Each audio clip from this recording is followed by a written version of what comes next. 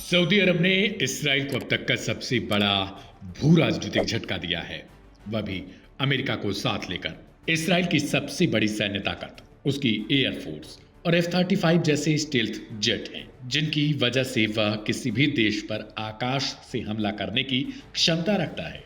लेकिन अब यही सुपर पावर हथियार सऊदी अरब के पास भी जा सकते हैं। इस फैसले ने मिडिल ईस्ट की राजनीति में भूचाल ला दिया है। मामला इतना बड़ा है कि अमेरिका के राष्ट्रपति डोनाल्ड ट्रंप ने खुद घोषणा की कि वे सऊदी अरब को दुनिया का सबसे आधुनिक लड़ाकू विमान F-35 बेचेंगे। यह बयान सऊदी क्राउन प्रिंस मोहम्मद बिन सलमान की 7 साल बाद होने वाली वॉशिंगटन यात्रा से ठीक एक दिन पहले आया है। ट्रंप ने साफ कहा कि हाँ, हम F-35 बेच रहे हैं। अब तक की रिपोर्ट की माने तो क्राउन प्रिंस सलमान अमेरिका से 2 बड़ी मांगे लेकर जा रहे हैं। पहली, सऊदी की सैन्य सुरक्षा की लिखित गारंटी, और दूसरी F-35 लड़ाकू विमानों का सौदा। यह वही F-35 है जिससे इसराइल की हवाई ताकत दुनिया में अलग पहचान रखती है। दिलचस्प बात यह है कि ट्रंप प्रशासन के ही कुछ अधिकारी इस डील से चिंतित हैं। उन्हें डर है कि सऊदी अरब के चीन के साथ बढ़ते संबंधों के चलते यह हथियार तकनीकी कहीं चीनी हाथों तक न पहुंच जाए। सिर्फ कुछ महीने पहले ही सऊदी अरब और चीन ने संयुक्त नौसेना अभ्यास भी किया था। साल 2023 में चीन ही वह देश था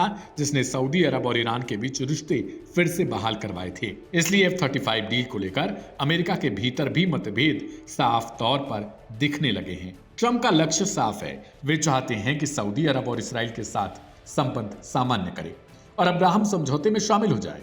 उन्होंने कहा, मुझे उम्मीद है सऊदी जल्द समझौते में शामिल होगा। अब बड़ा सवाल था कि क्या इसराइल सऊदी को F-35 मिलने देगा, क्योंकि परंपरागत रूप से अमेरिका किसी अरब देश को वह हथियार नहीं देता जो इसराइल के पास मौजूद हो। लेकिन मिडिल ईस्ट के कुछ सूत्रों ने बताया कि अमेरिकी राष्ट्रपति और इसराइली प्रधानमंत्री के बीच सीक्रेट कंसल्टेशन के बाद इसराइल ने अब तक कोई औपचारिक आपत्ति नहीं जताई, यानी इसराइल भी इस डील को रोक नहीं पाया है। उसके बावजूद सऊदी अरब ने साफ कर दिया कि जब तक फिलिस्तीन को स्वतंत्र राष्ट्र का दर्जा नहीं दिया जाता, रास्ता नहीं साफ होता, वह इसराइल से संबंध सामान्य नहीं करेगा। दूसरी ओर कुछ अमेरिकी और इसराइली विशेषज्ञ जोर दे रहे हैं कि ट्रंप को साफ मांग करनी चाहिए।